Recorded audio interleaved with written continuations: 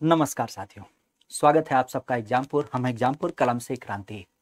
आज हम एक विशेष मुद्दे पे बात करने वाले हैं। खास करके आप चूंकि भारत देश में निवास करते हैं और भारत गांव का देश है, अक्सर आपने देखा होगा कि गांव देहात में खेती बाड़ी तो होती रहती है और उस खेती बाड़ी में उत्पादन अच्छा प्राप्त हो, उसके लिए हम हमेशा विभिन्न प्रकार के फर्टिलाइजर वगैरह का प्रयोग करते हैं। सबसे पहली बात, आखिर इसका प्रयोग क्यों किया जाता है, और दूसरी बात, कौन कौन से फर्टिलाइजर हमारे खेतों में प्रयोग किए जाते हैं अधिक अनाज उत्पादन के लिए, उनके बारे में हम यहाँ पे चर्चा करेंगे।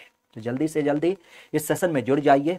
विशेषतः इस सेशन की शुरुआत यहीं से करते हैं कि ये फर्टिलाइजर कैसे होते हैं और किस तरीके से हमारे लिए हितकारी होते हैं, क्या इनका प्रयोग होता है। सबसे पहली बात तो ये ध्यान रखिएगा, कोई भी अगर जो हम पौधे की बात करें तो पौधा आप भी जानते हैं कि जैसे हम जीवित होते हैं तो हमारे जीवन के लिए विभिन्न प्रकार के पोषण तत्व जरूरी होते हैं। हमने देखा भी है कि जो हम खाने में इस्तेमाल करते हैं खाद्य पदार्थ को, तो उसमें बहुत सारे मिनरल्स पाए जाते हैं। जैसे खाद्य पदार्थ के अंतर्गत आपका फैट भी होता है, विटामिन भी होता है, मिनरल्स भी होते हैं और भी अलग अलग एलिमेंट आपके खाने में शामिल होते हैं।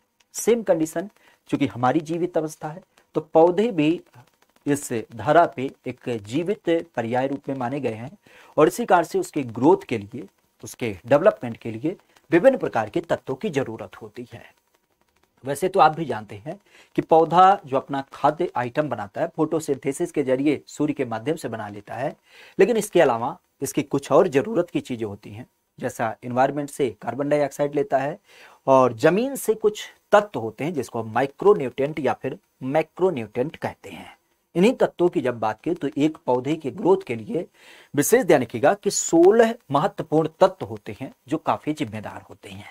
इन 16 महत्व तत्व की जब बात करें तो उसमें भी कुछ ऐसे तत्व हैं जो हमें एनवायरनमेंट से वैसे प्राप्त हो जाते हैं, जैसे कार्बन, हाइड्रोजन, ऑक्सीजन, नाइट्रोजन। ये गैस के रूप में होता है, तो ये हमें एनवायरनमेंट से या फिर पानी के माध्यम से प्राप्त हो जाता है।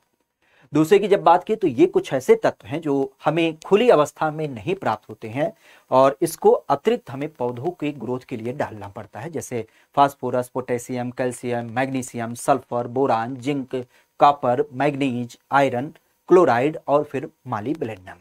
इन तत्वों की जब बात करें तो ये कुछ ऐसे तत्व होते हैं, ये भी पौधे की ग्रोथ के लिए जरूरत होते हैं। इनकी भारी भरकम मात्रा की जरूरत ना होती है, लेकिन इसकी कमी के कारण पौधों का पूरा विकास नहीं होता है। जैसे हमारे यहाँ पे लोग मोटे तगड़े होते हैं, आपने सुना होगा कि एक संदर्भ होता है जिसको हम अति पोषण कहते हैं और एक होता है जिसको हम कुपोषण कहते हैं। भाई स्वस्थ तो आदमी है, जिंदा है, लेकिन दोनों की कंडीशन अलग अलग है। तो वही कंडीशन होती है कि अगर जो हमें अच्छा उत्पादन करना है, स्वस्थ पौधे को रखना है, तो उससे उसकी जरूरत के हिसाब से हमें पोषण देना ही पड़ेगा। किसी एक बिंदु का अगर जो यहाँ पे कमी हो जाता है इन पोषण तत्वों में, तो उस पोषण तत्व के कमी के कारण पौधे का प्रॉपर विकास नहीं होता है। अब इसके स्रोत की अगर बात करते हैं तो सबसे पहला बिंदु तो ये ध्यान रखिएगा, ये जितने भी तत्व होते हैं हमारे यहाँ पे दो तरीके से पाए जाते हैं। एक आपने सुना होगा ऑर्गेनिक फर्टिलाइजर। ऑर्गेनिक फर्टिलाइजर थोड़ा लेट कार्य करता है। जैसे अगर हम गोबर खाद की बात करें तो आपने सुना होगा कि गोबर खाद को जमीन में मिलाया जाता है, फिर वह जब जमीन में मिलता है तो डिकम्पोज होता है। डिकम्पोज होता है तो मिट्टी में मिलने के बाद फिर जड़ों के माध्यम से पौधों में कार्य करता है।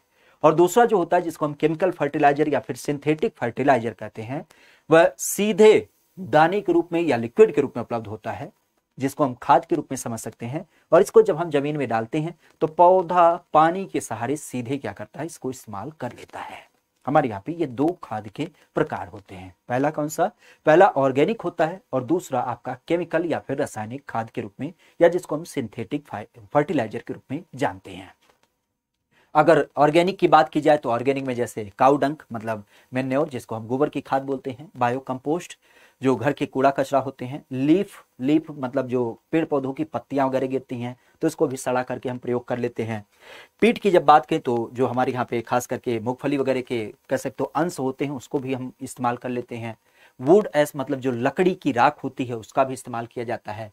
और वर्मी कंपोस्ट मतलब केचुए की खाद। तो ये ऐसे आइटम होते हैं जिसको हम ऑर्गेनिक फर्टिलाइजर के रूप में जानते हैं। इसका प्रयोग हमारे यहाँ पे किया जाता है, लेकिन इसकी थोड़ी प्रोसेस लंबी होती है तो लोग थोड़ा इससे दूरी बनाना चाहते हैं। केमिकल फर्टिलाइजर इसलिए हमारे यहाँ पे भारी भरकम मात्रा में प्रयोग किया जाता है क्योंकि इसका परिणाम तुरंत दिखता है और इसको बड़ी बड़ी फैक्ट्रियों में तैयार किया जाता है, जिसको हम इनऑर्गेनिक फर्टिलाइजर कहते हैं। जैसे कुछ ऐसे आइटम होते हैं जो नाइट्रोजनस फर्टिलाइजर होते हैं, फास्फोरस फर्टिलाइजर होते हैं, पोटेशियम से रिलेटेड होते हैं, सल्फर, कैल्शियम, मैग्नीशियम, और इनकी बात की जाए तो माइक्रोन्यूट्रिएंट के रूप में आपके कुछ फर्टिलाइजर होते हैं जिनको हम पौधे के ग्रोथ के लिए इस्तेमाल करते हैं। अब ये तो होती है रूपरेखा, मुख्य बात होती है कि आखिर कौन कौन से फर्टिलाइजर कैसे कैसे इस्तेमाल किए जाते हैं। गुरुजी आप दुनिया भर की इधर उधर की बातें बता रहे हैं, उसको बताने की कोशिश करिए, बिल्कुल सत्य कह रहे हैं।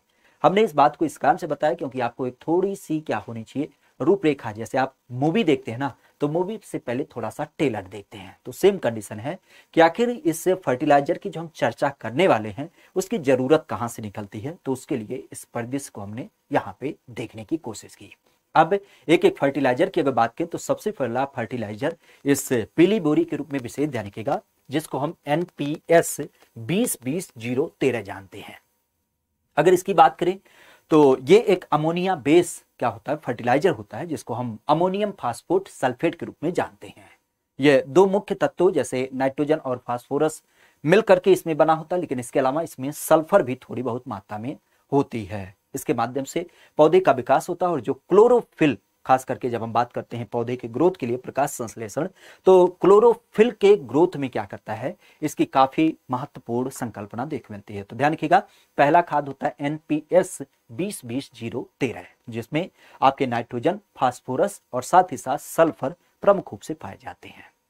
दूसरे की जब बात की तो इसको हम DAP बोलते हैं, DAP 18:46:0। अब आप समझ पा रहे होंगे कि ये जो रेशियो लिखे ना, ये रेशियो उस तत्व के मानक हैं। जैसे अगर इसकी बात करें तो ये जो खाद होती है, दिखने में टेक्सचर की अगर बात करें तो ये कठोर होती है, दानेदार होती है, भूरा कलर का भी होता है, काला कलर भी होता है, बादामी कलर का भी होता है। अगर जो ये नाखून वगैरह पे लग जाता है तो बिल्कुल आसानी से नहीं छोड़ता है, तो इसको ध्यान रखिएगा।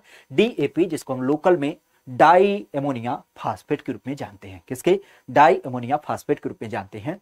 इसमें मुख्य रूप से फास्फेट प्रमुख रूप से अंशधारी रखता है, हाँ, लेकिन इसमें फास्फोरस और नाइट्रोजन प्रमुख रूप से होते हैं। तो फास्फोरस और नाइट्रोजन होते हैं, और साथ ही साथ इसमें क्या होता है, फास्फेट भी आपका देखने को मिलता है। देखा जाए तो ये जो पौधे के ग्रोथ के संदर्भ में नए नए उत्कों, बॉडी को बनाने की बात होती है, और साथ ही साथ प्रोटीन संश्लेषण वगैरह की जब बात होती है तो उसके लिए ये काफी महत्वपूर्ण होते हैं। जिसमें अगर हम बात करें तो इसमें संदर्भित ध्यान रखिएगा, डाई अमोनिया फास्फेट की जब बात की जा रही है। क्लियर। तीसरे की जब बात करते हैं तो उसी से मिलता जुलता होता है, जैसे DAP होता है तो उसी तरीके से सिंगल सुपर फास्फेट होता है। जहां पे जब हम DAP की अगर बात की, छोटी सी संकल्पना समझिएगा, अगर जो DAP 1200 रुपए बोरी आती है तो ये जो सिंगल सुपर फास्फेट है ये 300 रुपए बोरी आती है। इसका आविष्कार बाद में हुआ था और ये उससे काफी सस्ता पड़ता है और उसी रेस्पेक्ट में काम करता है, तो कह सकते हो कि उसी के विकल्प के रूप में इसको हम देख पाते हैं। खास करके ये भी सख्त दानेदार होता है, भूरा कालर और बादामी रंग में हमारे पास उपलब्ध होता है। वही नाखून पे अगर जो मतलब लग जाए तो वह आसानी से टूटने वाला उर्वरक ना होता है, जिसको नाम दिया जाता है सिंगल सुपर फास्फेट।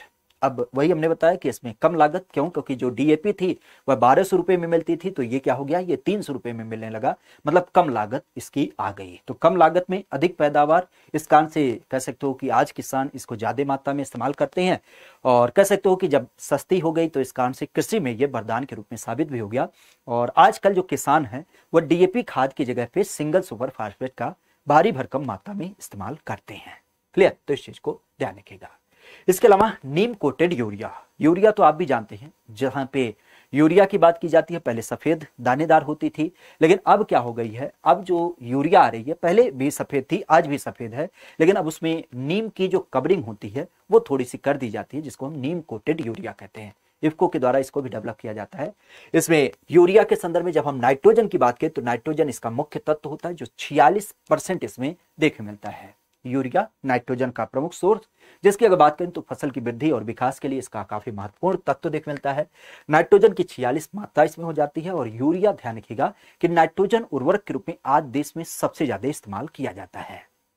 अगर देखा जाए तो यहां पे जैसा कि हमने बताया कि नीम कोटेड बनाने का एक लक्षण इस कारण से था क्योंकि हमारे यहाँ पे यूरिया जो होती है वो सब्सिडी पे मिलती है किसानों के हित के लिए, लेकिन हमारे यहाँ पे एक फैक्ट्री होती है जो प्लास्टिक का उत्पादन करती है और मवेशियों के संदर्भ में जो खाने पीने की चीजें होती हैं उसका निर्माण किया जाता था। तो इस कारण से अब सरकार ने थोड़ी सी चालाकी बरती कि वह सब्सिडी वाला यूरिया उनके पास ना जाए, तो इस कारण से इसको नीम कोटेड कर दिया। क्यों? क्योंकि भाई जाहिर सी बात है उत्पादन में नीम की क्या जरूरत है। तो इस कारण से यह नीम कोटेड यूरिया आया, जिससे कह सकते हो कि औद्योगिक उपयोग में इसका प्रयोग बंद हो जाए। तो यह केवल केवल कृषि उपयोग के लिए आपका विकसित किया गया है। खासा देखा जाए तो नीम लगाने के कारण एक कारण और भी बिंदु देख मिला कि अगर जो यूरिया को हम खेतों में डायरेक्ट डालते थे तो वह जैसे ही सनलाइट पड़ती थी तो वह तेजी से एब्जॉर्ब होता था और फिर नाइट्रोजन आपके वायुमंडल में चला जाता था। पौधे उसके भारी भरकम अंश नहीं ग्रहण कर पाते थे। अब चूंकि जब इस पे नीम कोटेड लग गया तो इस कारण से वह धीरे धीरे एब्जॉर्ब होता है और वह कह सकते हो कि पौधे जड़ों के माध्यम से सोख लेते हैं। तो इससे भी काफी फायदा मिला, खास करके इसके अवशोषण दर में थोड़ी सी आपको समय मिली। इसके अलावा अभी यूरिया के ही विकल्प में आपने सुना होगा इफ्को नैनो यूरिया। जैसा कि ये बोतल आप देख पा रहे हैं, ये बोतल एक आपकी कह सकते हो छोटी सी भले बोतल है, लेकिन जो पहले भारी भरकम एक बोरी आती थी उसके बराबर में ये उपयोग की जा सकती है। क्योंकि लिक्विड फॉर्मेट है तो इस कारण से ये तेजी से कार्य करता है। क्यों? क्योंकि जब दानेदार को हम जड़ों पे छिड़कते थे तब वह अवशोषण करता था, लेकिन ये लिक्विड है तो इस कारण से जैसे हमने छिड़काव किया तो पत्तियों के रंध्रों के माध्यम से तेजी से ये पौधे में चला जाता है। तो नैनो यूरिया की जब बात की तो कह सकते हो कि एक बोतल की बराबर, मतलब कह सकते हो कि एक बैग जो यूरिया होता है उसके बराबर इसका इस्तेमाल किया जा सकता है। सीधे पत्तियों पे जब छिड़काव किया जाता है तो रंध्रों के माध्यम से यह प्रवेश कर जाता है और कह सकते हो कि यह तेजी से कार्य करता है। नाइट्रोजनी उपयुक्त के लिए इसका काफी मात्रा में आजकल प्रयोग किया जा रहा है। खासा ध्यान रखिएगा, इफ्को के माध्यम से इसको डेवलप किया गया है और पहली बार भारत में इसको डेवलप किया गया है। इसके अलावा एनपीके की जब बात करते हैं तो 10-26-26 अर्थात इसमें नाइट्रोजन की जब बात करते हैं तो नाइट्रोजन की मात्रा 10% होती है, फास्फोरस की जब बात करें तो उसकी मात्रा 26% होती है और यहीं पर अगर जो पोटेशियम की बात करें तो उसकी परसेंटेज वैल्यू 26% होती है। इसे ध्यान रखिएगा, ये भी डीएपी आधारित एक आपकी क्या है, मिश्रित उर्वरक है। और ये हमारे यहाँ पे एनपीके की जब बात की तो इसका जो परसेंटेज रेशियो है वह 10-26-26 है। मिट्टी में फास्फोरस पोटेशियम इनकी कमी को दूर करता है और मिट्टी में जो लिंचिंग होती है उसके लिए भी काफी प्रभावी होता है।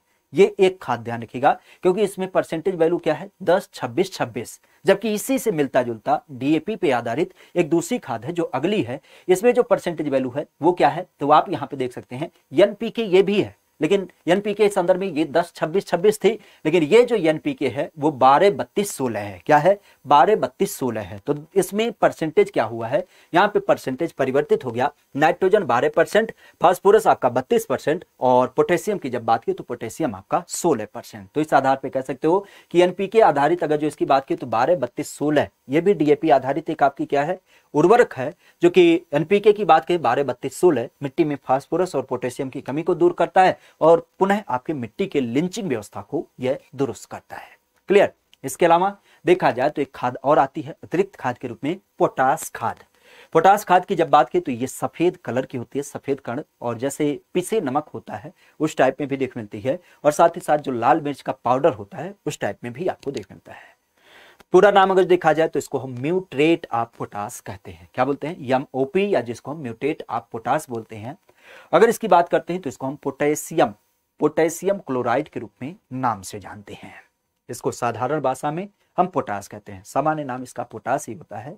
अगर इसकी बात की जाती है तो इसका आज ध्यान रखिएगा कि हमारी खेती बाड़ी में सर्वाधिक अगर जो कोई यूरिया के बाद उपयोग किया जाने वाला उर्वरक होता है तो आपका पोटास होता है। ध्यान रखिएगा, अगर कोई एक बोरी पोटास इस्तेमाल करता है तो उसमें आने बस 60% क्या होती है, पोटास की मात्रा पाई जाती है और ये पौधे के संपूर्ण विकास के लिए और साथ ही साथ पौधे की गुणवत्ता के सुधार के लिए काफी महत्वपूर्ण होता है। एक चीज ध्यान रखिएगा, आज हमारा जो देश है वो पोटास का उत्पादन बिल्कुल नहीं करता है। हम पूरी तरीके से पोटास का अन्य देशों से निर्यात करते, मतलब आयात करते हैं, अन्य देशों से हम मंगवाते हैं। क्लियर? इसके अलावा जिंक सल्फेट की जब बात करते हैं तो जिसको हम जिंक उर्वरक भी कहते हैं, जिसमें 33% आपका जिंक पाया जाता है और 15% आपका सल्फर पाया जाता है। नाम से ही पता चला जिंक और सल्फेट, मतलब जिंक की मात्रा 33% और सल्फर की मात्रा यहाँ पे क्या होती है, 15% हो जाती है। तो इस तरीके से जिंक सल्फेट मोनोहाइड्रेट की जब बात करें तो ये भी पौधों के उपयोग के लिए ही, जब हम बात करते हैं जिंक सल्फेट, जिन पौधों में आपने सुना होगा जैसे कि पौधों में क्या होती है, पत्तियां वगैरह सूख करके गिरने लगती हैं, पौधे में उसका पूरा ग्रोथ नहीं होता, तो उन सब में क्या किया जाता है, इसका अतिरिक्त इस्तेमाल किया जाता है। क्लियर? उम्मीद करते हैं दी गई जानकारी पसंद आई होगी, क्योंकि आज पूरी तरीके से जो फर्टिलाइजर हमारे खेतों में इस्तेमाल किए जाते हैं क्या क्या उनके अंश होते हैं, कैसे कैसे उनके नाम हैं और कैसे कैसे उसका इस्तेमाल है, उसको हमने देखने की बात की। अगर जो सेशन पसंद आता है तो इसको लाइक भी कर दीजिएगा, अपने दोस्तों मित्रों के पास इसको शेयर भी कर दीजिएगा। आज के बिंदु को यहीं तक रखते हैं, पुनः किसी नए सेशन के साथ आपसे मुलाकात होगी। आज के लिए इतना ही। Thank you, all the best, bye bye, take care.